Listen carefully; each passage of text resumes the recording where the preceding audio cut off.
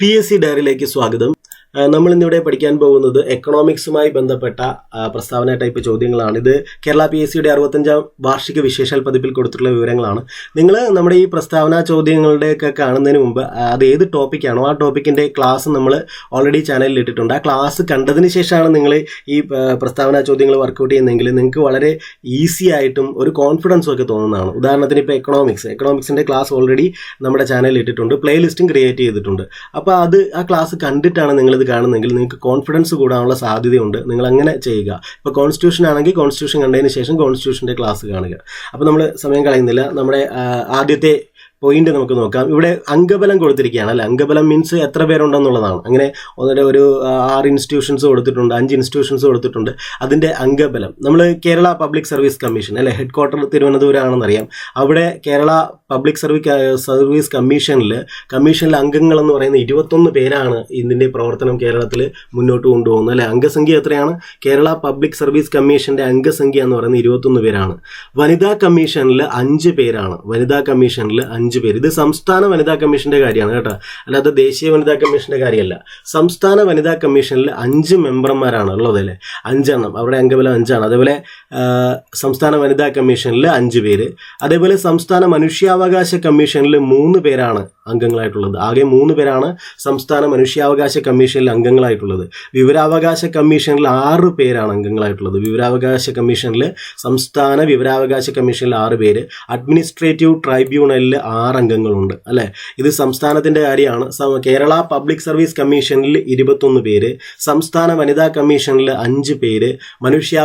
സംസ്ഥാന മനുഷ്യാവകാശ കമ്മീഷനിൽ 3 പേര്. സംസ്ഥാന വിവരാവകാശ കമ്മീഷനിൽ 6 പേര്. സംസ്ഥാന അഡ്മിനിസ്ട്രേറ്റീവ് ട്രൈബ്യൂണലിൽ 6 പേര്.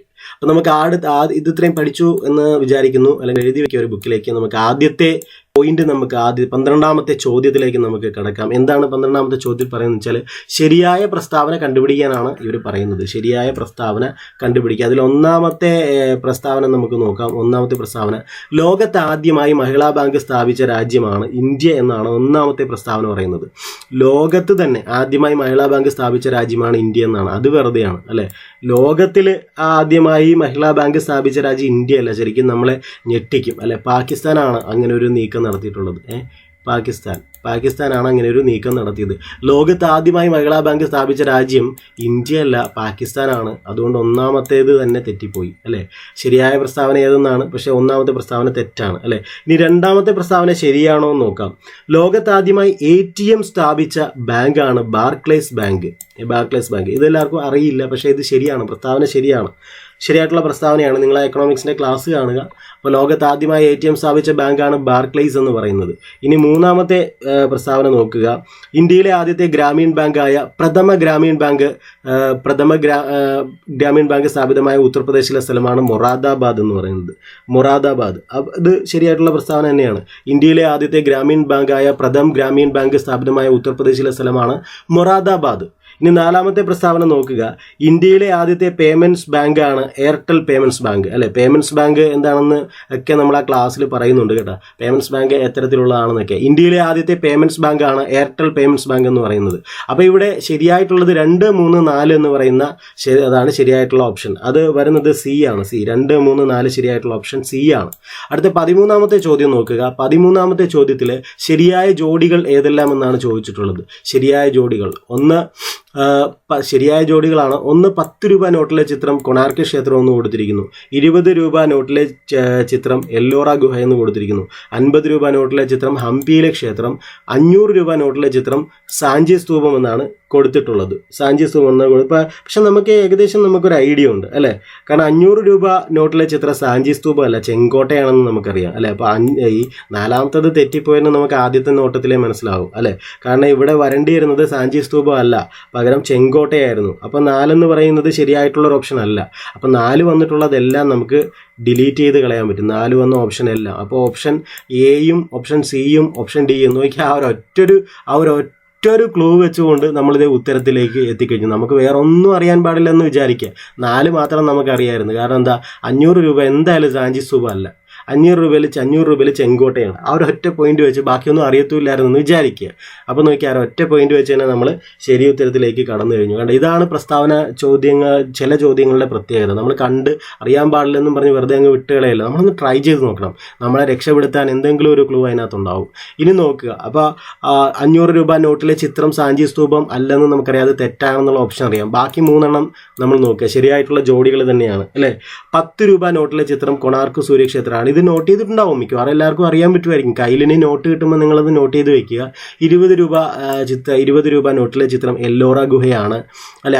50 രൂപ നോട്ടിലെ ചിത്രം ഹംപിയിലെ ക്ഷേത്രമാണ്. ചിലരൊക്കെ ഇപ്പോഴായിരിക്കും ഇതൊക്കെ ഇങ്ങനെയൊക്കെ ആയിരുന്നു എന്ന് അറിയുന്നത്. എന്തായാലും അതൊക്കെ സിമ്പിൾ അല്ലേ, അതൊക്കെ നോക്കി വയ്ക്കുക. അടുത്ത ഒരു 14ാമത്തെ ചോദ്യം എന്ന് പറയുന്നത് താഴെ കൊടുത്തിരിക്കുന്നവയിൽ ശരിയായ പ്രസ്താവനകൾ ഏതെല്ലാം എന്നാണ്. 14ാമത്തെ ചോദ്യമാണത്.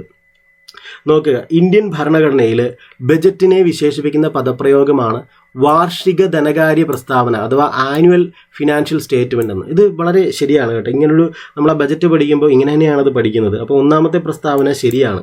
ഇന്ത്യൻ ഭരണഘടനയിൽ ബജറ്റിനെ വിശേഷിപ്പിക്കുന്ന പദപ്രയോഗമാണ് വാർഷിക ധനകാര്യ പ്രസ്താവന അഥവാ ആനുവൽ ഫിനാൻഷ്യൽ സ്റ്റേറ്റ്മെന്റ് എന്ന് പറയുന്നത്. 2ാമത്തെ പ്രസ്താവന നോക്കുക, ഇന്ത്യൻ കറൻസി നോട്ടിൽ ഒപ്പിട്ട ആദ്യത്തെ റിസർവ് ബാങ്ക് ഗവർണറാണ് ജെയിംസ് ടൈലർ എന്ന് പറയുന്നത്. ഇതാ ക്ലാസ്സിൽ ഞാൻ പറഞ്ഞിട്ടുണ്ട്. ആ ക്ലാസ് കണ്ടവർക്ക് അറിയാം. ഇതിപ്പോൾ ക്ലാസ് കണ്ടവർക്ക് ഇതൊക്കെ നോക്കുമ്പോൾ വളരെ ഈസി ആയിട്ടായിരിക്കും തോന്നുക. അതുമാത്രമല്ല എക്കണോമിക്സിനോട് ഒരു താല്പര്യവും അവർക്ക് പഠിക്കാൻ വരും. കാരണം ചെയ്യുന്നത് എളുപ്പത്തിൽ കണ്ടുപിടിക്കാൻ പറ്റുന്നുണ്ടെങ്കിൽ നമുക്കൊരു താല്പര്യം വരുമല്ലോ. അതുകൊണ്ട് ഞാൻ പറയുന്നത് നമ്മുടെ പ്ലേലിസ്റ്റിൽ കൊടുത്തിട്ടുള്ള എക്കണോമിക്സ് എന്നുള്ള ക്ലാസ് നിങ്ങൾ കാണുക. എന്നിട്ട് നിങ്ങളിത് വർക്കൗട്ട് ചെയ്താൽ നിങ്ങൾക്കൊരു സന്തോഷമൊക്കെ വരും. അപ്പോൾ 2ാമത്തെ പ്രസ്താവന ശരിയാണ്. ഇന്ത്യൻ കറൻസി നോട്ടിൽ ഒപ്പിട്ട ആദ്യത്തെ റിസർവ് ബാങ്ക് ഗവർണറാണ് ജെയിംസ് ടൈലർ. അതേപോലെ 3ാമത്തേത് കാനിങ് പ്രഭുവിന്റെ കാലത്ത് 1860 ബ്രിട്ടീഷ് ഇന്ത്യയിലെ ആദ്യത്തെ ബജറ്റ് അവതരിപ്പിച്ചത് സർ ജെയിംസ് വിൽസൺ ആണ്. സർ ജെയിംസ് വിൽസൺ പ്രസ്താവന ശരിയാണ്. കാനിങ് പ്രഭുവിന്റെ കാലത്ത് സർ ജെയിംസ് വിൽസൺ ആണ് 1860 ഈ ബജറ്റ് അവതരിപ്പിക്കുന്നത്. അതേപോലെ 4ാമത്തെ പ്രസ്താവന നോക്കുക, ഇന്ത്യയിൽ 1969 ബാങ്ക് ദേശസാൽക്കരണം നടന്നപ്പോൾ reserve bank governor Lakshmikant Jha ആയിരുന്നു. Lakshmikant Jha reserve bank governor. നമ്മൾ കഴിഞ്ഞ ദിവസത്തെ ക്വസ്റ്റ്യനിൽ നമ്മൾ എന്താ പഠിച്ചത്? 1980 RBI ഗവർണർ ആരായിരുന്നു എന്നാണ് പഠിച്ചത്. അത് നമ്മൾ IG പട്ടേൽ ആയിരുന്നു എന്ന് നമ്മൾ പഠിച്ചു അല്ലേ. ഇന്ത്യയിൽ 1980 ബാങ്ക് ദേശസാൽക്കരണം നടന്നപ്പോൾ റിസർവ് ബാങ്ക് ഗവർണർ ആ സമയത്ത് 1980 IG പട്ടേൽ ആയിരുന്നു അല്ലെ. 2 പ്രാവശ്യമാണ് ബാങ്ക് നാഷണലൈസ് ചെയ്തിട്ട് ദേശസാൽക്കരിച്ചിട്ടുള്ളത് അല്ലേ. ഏതൊക്കെ സമയത്താണ്? 1969 1980. 1969 ബാങ്ക് ദേശസാൽക്കരണം നടക്കുമ്പോൾ റിസർവ് ബാങ്ക് ഗവർണർ ലക്ഷ്മികാന്ത് ഛായും അതേപോലെ 1980 IG പട്ടേലുമാണ്. കണ്ട, അപ്പോൾ ഇത് ആ ക്ലാസ്സിൽ ഓൾറെഡി പറഞ്ഞിട്ടുണ്ട്. ഇത് അറിയാവുന്നവർ എന്തായാലും ഇത് ശരിയാക്കി കാണും. അപ്പോൾ 1, 2, 3, 4 ശരി എന്നുള്ള ഓപ്ഷൻ A ആണ് ഇതിൽ ശരിയുത്തരമായിട്ട് വരുന്നത്. അടുത്ത 15ാമത്തെ ചോദ്യം നമുക്ക് നോക്കാം. 15ാമത്തെ ശരിയായ ജോഡികൾ ഏതെല്ലാം എന്നാണ്. ശരിയായ ജോഡികൾ അല്ലെ. ഗതാഗതം, വാർത്താവിനിമയം, ഇത് ഏത് മേഖലയിലാണ് വരുന്നതെന്നാണ് കൊടുത്തിരിക്കുന്നത് അല്ലെ. തൃതീയ മേഖലയിൽ എന്ന് പറയുന്നു അല്ലെ. മത്സ്യബന്ധനം പ്രാഥമിക മേഖലയിലാണ് കൊടുത്തിരിക്കുന്നു പറയുന്നു. വൈദ്യുതി, ഗ്യാസ്, ജലവിതരണം അത് ദ്വിതീയ മേഖല എന്ന് കൊടുത്തിരിക്കുന്നു. ഇതിൽ ശരിയായ ജോഡി ഏതെന്ന് കണ്ടുപിടിക്കാനാണ് നമ്മളോട് പറഞ്ഞിട്ടുള്ളത്. ശരിയായ ജോഡി അല്ലെ. അതിൽ ഗതാഗതവും വാർത്താവിനിമയവും അത് തൃതീയ മേഖലയിൽ തന്നെയാണ് വരുന്നത് അല്ലെ. ഈ പ്രകൃതിയിൽ നിന്ന് നേരിട്ട് എന്തെങ്കിലും എടുക്കുകയാണെങ്കിൽ അത് പ്രകൃതിയിൽ നിന്നും നേരിട്ടെടുക്കുന്നത് ഈ പറയുന്ന അതിലേക്കാണ് വരുന്നത്. 1ാമത്തെ മേഖലയിലാണ് വരുന്നത്. അതുപോലെ കൃഷി ഒക്കെ 1ാമത്തെ മേഖലയിലാണ് വരുന്നത്. അത് ഈ 2ാമത്തെ മേഖല എന്ന് പറഞ്ഞാൽ ബിൽഡിംഗ് പ്രക്രിയകൾ നടക്കുന്ന നിർമ്മാണ പ്രവർത്തനങ്ങൾ നടക്കുന്ന മേഖലയാണ് 2ാമത്തെ മേഖല എന്ന് പറയുന്നത്. 3ാമത്തെ മേഖല എന്നറിയപ്പെടുന്നത് സേവന മേഖല എന്ന് തന്നെയാണ് അല്ലെ. ഇവിടെ നോക്കുക, ഗതാഗതം, വാർത്താവിനിമയം എന്നൊക്കെ പറയുന്നത് സേവന മേഖലയിലാണ് വരുന്നത്. അതായത് തൃതീയ മേഖലയിലാണ് വരുന്നത് എന്ന് പറഞ്ഞാൽ 1ാമത്തെ പ്രസ്താവന 1ാമത്തെ ജോഡി ശരിയാണ്. ഗതാഗതവും വാർത്താവിനിമയവും സേവന മേഖലയിൽ ഉൾപ്പെടുന്നുണ്ട്. അല്ല, അതൊരു സേവനത്തിന്റെ ഭാഗമായിട്ട് തന്നെയാണ് വരുന്നത് തൃതീയ മേഖല. ഇനി മത്സ്യബന്ധനം എന്ന് പറയുന്നത് അത് പ്രകൃതിയിൽ നിന്ന് നേരിട്ടാണല്ലോ അത് എടുക്കുന്നത് നമ്മൾ. അപ്പോൾ മത്സ്യബന്ധനം എന്ന് പറയുന്നത് ഒരു നിർമ്മാണ പ്രവർത്തനമൊന്നുമല്ല, പിന്നെ സേവനമൊന്നുമല്ല അല്ലെ. മത്സ്യബന്ധനം എന്ന് പറയുന്നത് പ്രാഥമിക മേഖലയിൽ തന്നെ വരുന്ന ഒരു കാര്യമാണ്. അപ്പോൾ 2ാമത്തെ ജോഡിയും ശരിയാണ്. ഇനി വൈദ്യുതി, ഗ്യാസ്, ജലവിതരണം എന്ന് പറയുന്നത് ദ്വിതീയ മേഖലയാണ്. വൈദ്യുതി എന്ന് പറയുന്നത് നമ്മൾ പ്രകൃതിയിൽ നിന്ന് നേരിട്ടെടുക്കുന്നില്ല, വൈദ്യുതി നിർമ്മിച്ചെടുക്കുന്നതാണ് അല്ലെ.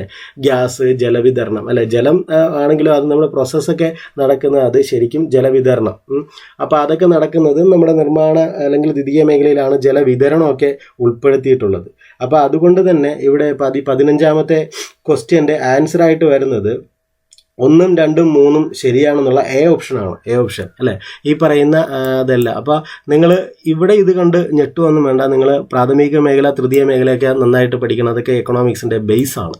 അപ്പോൾ അതിൻ്റെ ക്ലാസ് നിങ്ങൾ കാണുക. 16ാമത്തേത് താഴെ കൊടുത്തിരിക്കുന്ന പ്രസ്താവനകൾ കാണുക, എന്നിട്ട് ശരി കണ്ടെത്തുക എന്നാണ് പറഞ്ഞിട്ടുള്ളത്. ശരി കണ്ടെത്തുക. അപ്പോൾ 16ാമത്തേത്, അപ്പോൾ പ്രസ്താവന നോക്കുക. ഒന്നാമത്തെ പ്രസ്താവന എന്താണ്? റിസർവ് ബാങ്ക് ആക്ട് പ്രകാരം റിസർവ് ബാങ്കിന്റെ കാര്യങ്ങൾ നിയന്ത്രിക്കുന്നത് കേന്ദ്ര ഡയറക്ടർ ബോർഡാണ് അല്ലേ, കേന്ദ്ര director board. Reserve bank act പ്രകാരം റിസർവ് ബാങ്കിന്റെ കാര്യങ്ങൾ നിയന്ത്രിക്കുന്നത് കേന്ദ്ര ഡയറക്ടർ ബോർഡാണ്. ശരിയാണ് പ്രസ്താവന. RBI എന്നുള്ള ആദ്യത്തെ ക്ലാസ് കാണുമ്പോൾ നിങ്ങൾക്ക് ഈ പ്രസ്താവന അതിനകത്ത് വരുന്നുണ്ട്. പ്രസ്താവന 2 പറയുന്നത് ബാങ്ക് നോട്ടുകളുടെ മൂല്യത്തിന് ഉറപ്പ് കൊടുക്കുന്നത് കേന്ദ്ര ധനമന്ത്രിയാണെന്നാണ് അത് പറയുന്നത്. പക്ഷേ അത് തെറ്റാണ് പ്രസ്താവന അല്ലേ, അത് തെറ്റായിട്ടുള്ളൊരു പ്രസ്താവനയാണ്. ബാങ്ക് നോട്ടുകളുടെ മൂല്യത്തിന് ഉറപ്പ് കൊടുക്കുന്നത് റിസർവ് ബാങ്ക് ഗവർണറാണ് എപ്പോഴും. RBI ഗവർണറാണ് അല്ലേ, RBI ഗവർണറാണ് എപ്പോഴും അതിന് ഉറപ്പ് കൊടുക്കുന്നത്, അല്ലാതെ ധനകാര്യ മന്ത്രിയല്ല. ബാങ്ക് നോട്ടുകളുടെ മൂല്യത്തിന് ഉറപ്പ് കൊടുക്കുന്നത് RBI ഗവർണറാണ്. അപ്പോൾ പ്രസ്താവന 2 തെറ്റിപ്പോയി. അപ്പോൾ പ്രസ്താവന 1 ശരിയും 2 തെറ്റുമാണ്. എ ഓപ്ഷൻ ഇവിടെ ശരിയായിട്ട് വന്നിരിക്കുന്നു അല്ലേ. ഇനിയിപ്പോൾ നമുക്ക് 17ാമത്തെ ചോദ്യം നമുക്ക് നോക്കാം. അതിനു മുമ്പ് ഈ ചാനൽ ഇതുവരെ സബ്സ്ക്രൈബ് ചെയ്തിട്ടില്ലാത്തവർ സബ്സ്ക്രൈബ് ചെയ്യുക. ടെലഗ്രാമിലേക്ക് വന്നാൽ ഇതിൻ്റെയൊക്കെ പരീക്ഷ നമ്മളവിടെ ഇടുമ്പോൾ അത് അറ്റൻഡ് ചെയ്യാൻ പറ്റുന്നതാണ്. 17ാമത്തെ ചോദ്യം എന്ന് പറയുന്നത് താഴെ കൊടുത്തിരിക്കുന്നവയിൽ ശരിയായ പ്രസ്താവനകൾ ഏതെല്ലാം എന്നാണ് കൊടുത്തിട്ടുള്ളത്. ശരിയായ പ്രസ്താവനകൾ ഏതെല്ലാം നമുക്ക് നോക്കാം. ഒന്നാമത്തെ പ്രസ്താവന, അഭിജിത്ത് ബാനർജിക്കും എസ്തർ ഡഫ്ലോയ്ക്കും ഒപ്പം നൊബേൽ സമ്മാനം പങ്കിട്ടത് മൈക്കൽ ക്രീമർ ആണെന്നാണ് കൊടുത്തിരിക്കുന്നത്. ആ നൊബേൽ സമ്മാനം നമ്മൾ 2019 പഠിച്ചവർക്കറിയാം, ഇത് കറക്റ്റാണ്. അഭിജിത്ത് ബാനർജിക്കും എസ്തർ ഡഫ്ലോയ്ക്കും ഒപ്പം നൊബേൽ സമ്മാനം പങ്കിട്ടത് മൈക്കൽ ക്രീമർ ആയിരുന്നു. അടുത്തത്, മഹിളാ ബാങ്ക് സ്ഥാപിച്ച 3ാമത്തെ രാജ്യമാണ് ഇന്ത്യ എന്ന് പറയുന്നത്. 3ാമത്തെ രാജ്യം ശരിയാണ്. പ്രസ്താവന 2 ശരിയാണ്. പ്രസ്താവന 3, ഇന്ത്യയിൽ വായ്പാ പണം പ്രധാനത്തെ ഇന്ത്യയിൽ വായ്പാ പണം പ്രധാനത്തെ നിയന്ത്രിക്കുന്ന സ്ഥാപനമാണ് റിസർവ് ബാങ്ക്. ഇത് റിസർവ് ബാങ്കിന്റെ ക്ലാസ് കേട്ടവർക്കറിയാം, ഇത് കറക്റ്റാണ് കേട്ടോ. ഇല്ലെങ്കിൽ ആ പ്ലേലിസ്റ്റിലുണ്ട്, കാണുക. 2013 4ാമത്തെ പ്രസ്താവനയാണ്. 2013 ആരംഭിച്ച ഭാരതീയ മഹിളാ ബാങ്കിന്റെ പ്രവർത്തനം 2017 അവസാനിപ്പിച്ചു. ഇത് ശരിയാണ് അല്ലെ, ശരിയാണ്. അപ്പോൾ ഇവിടെ കൊടുത്തിട്ടുള്ള 4 പ്രസ്താവനകളും ശരിയാണ്. അതുകൊണ്ട് ഓപ്ഷൻ D ആണ് ഇതിൻ്റെ ആൻസർ ആയിട്ട് വരുന്നത്. അപ്പോൾ അടുത്ത ഒരു ചോദ്യം നോക്കാം. 18ാമത്തെ ചോദ്യം. 18ാമത്തെ ചോദ്യത്തിൽ പറയുന്നത് ശരിയായ പ്രസ്താവനകൾ ഏതെല്ലാം എന്നാണ്. ശരിയായ പ്രസ്താവനകൾ. ഒന്നാമത്തെ പ്രസ്താവന നോക്കുക. വാണിജ്യ ബാങ്കുകൾ തങ്ങളുടെ കൈവശമുള്ള ആകെ ആസ്തിയുടെ ഒരു ഭാഗം നിയമാനുസൃതമായി റിസർവ് ബാങ്കിൽ നിക്ഷേപിക്കണം. ഇത് കരുതൽ ധനാനുപാതം അഥവാ ക്യാഷ് റിസർവ് റേഷ്യോ എന്ന പേരിൽ അറിയപ്പെടുന്നു അല്ലേ, ക്യാഷ് റിസർവ് റേഷ്യോ. അപ്പോൾ ഇത് ഓൾറെഡി ഇത് ശരിയാണ്. നിങ്ങൾ ആ ക്ലാസ് കാണുക കേട്ടോ, എന്നാലും നിങ്ങൾക്ക് ഇത് കുറച്ചുകൂടെ എളുപ്പമായിട്ട് വരത്തുള്ളൂ. അപ്പോൾ ക്യാഷ് റിസർവ് റേഷ്യോ എന്ന് പറയുന്നത് ഇത്രയേ ഉള്ളൂ. വാണിജ്യ ബാങ്കുകൾ അവരുടെ കൈവശമുള്ള ആകെ ആസ്തിയുടെ ഒരു ഭാഗം എന്ത് ചെയ്യണം, നിയമാനുസൃതമായിക്കൊണ്ട് റിസർവ് ബാങ്കിൽ നിക്ഷേപിക്കണം. ഇതിനെയാണ് കരുതൽ ധനാനുപാതം അഥവാ ക്യാഷ് റിസർവ് റേഷ്യോ എന്ന് പറയുന്നത്. ഈ ഒന്നാമത്തെ പ്രസ്താവന ശരിയാണ്. അടുത്ത 2ാമത്തെ പ്രസ്താവന നോക്കുക. അത്യുൽപാദന ശേഷിയുള്ള വിത്തിനങ്ങൾ വികസിപ്പിച്ച് ഇന്ത്യയിൽ ഹരിത വിപ്ലവത്തിന് ആക്കം കൂട്ടിയ സ്ഥാപനമാണ് ഇന്ത്യൻ അഗ്രികൾച്ചറൽ റിസർച്ച് ഇൻസ്റ്റിറ്റ്യൂട്ട് എന്ന് പറയുന്നത്. ഇതെല്ലാവർക്കും അറിയണമെന്നില്ല, പക്ഷേ പ്രസ്താവന 2 ശരിയാണ്. അത്യുൽപാദന ശേഷിയുള്ള വിത്തിനങ്ങൾ വികസിപ്പിച്ച് ഇന്ത്യയിൽ ഹരിത വിപ്ലവത്തിന് ആക്കം കൂട്ടിയ സ്ഥാപനമാണ് ഇന്ത്യൻ അഗ്രികൾച്ചറൽ റിസർച്ച് ഇൻസ്റ്റിറ്റ്യൂട്ട് എന്ന് പറയുന്നത്. ശരിയാണ് പ്രസ്താവന.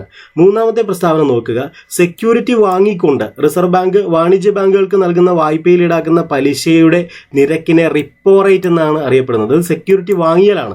സെക്യൂരിറ്റി വാങ്ങിക്കൊണ്ട് റിസർവ് ബാങ്ക് വാണിജ്യ ബാങ്കുകൾക്ക് നൽകുന്ന വായ്പയിൽ ഈടാക്കുന്ന പലിശയുടെ നിരക്കിനെ റിപ്പോ റേറ്റ് എന്നാണ് വിളിക്കുന്നത്. ഇത് റിപ്പോ റേറ്റും റിവേഴ്സ് റിപ്പോ റേറ്റും അതേപോലെ ബാങ്ക് റേറ്റ് ഒക്കെ കൃത്യമായിട്ട് ഞാൻ ആ ക്ലാസ്സിൽ പറഞ്ഞിട്ടുണ്ട്. ഇതൊക്കെ അതേപോലെ നമ്മുടെ ഈ പറയുന്ന കരുതൽ ധനാനുപാതം, സ്റ്റാറ്റ്യൂട്ടറി ലിക്വിഡിറ്റി റേഷ്യോ, ഇതൊക്കെ കൃത്യമായിട്ട് അതിനകത്ത് പറയുന്നുണ്ട്. നിങ്ങളത് കാണാൻ ശ്രമിക്കുക കേട്ടോ. അത് കണ്ടിട്ട് ഇത് ചെയ്യുവാണെങ്കിൽ ഉറപ്പായിട്ടും നിങ്ങൾക്ക് ഈസി ആയിട്ട് തന്നെ തോന്നും. അപ്പോൾ അടുത്ത് നോക്കുക. അപ്പോൾ 3ാമത്തെ പ്രസ്താവന ശരിയാണ്. സെക്യൂരിറ്റി വാങ്ങിക്കൊണ്ട് റിസർവ് ബാങ്ക് വാണിജ്യ ബാങ്കുകൾക്ക് നൽകുന്ന വായ്പയിൽ ഈടാക്കുന്ന പലിശയുടെ നിരക്കിനെ റിപ്പോ റേറ്റ് എന്ന് പറയുന്നു. ഇമ്പീരിയൽ ബാങ്ക് ഓഫ് ഇന്ത്യയുടെ സ്ഥാപകനായ ബ്രിട്ടീഷ് സാമ്പത്തിക വിദഗ്ധനാണ് ജോൺ മെയ്നാർഡ് കെയ്ൻസ് എന്ന് പറയുന്നത്.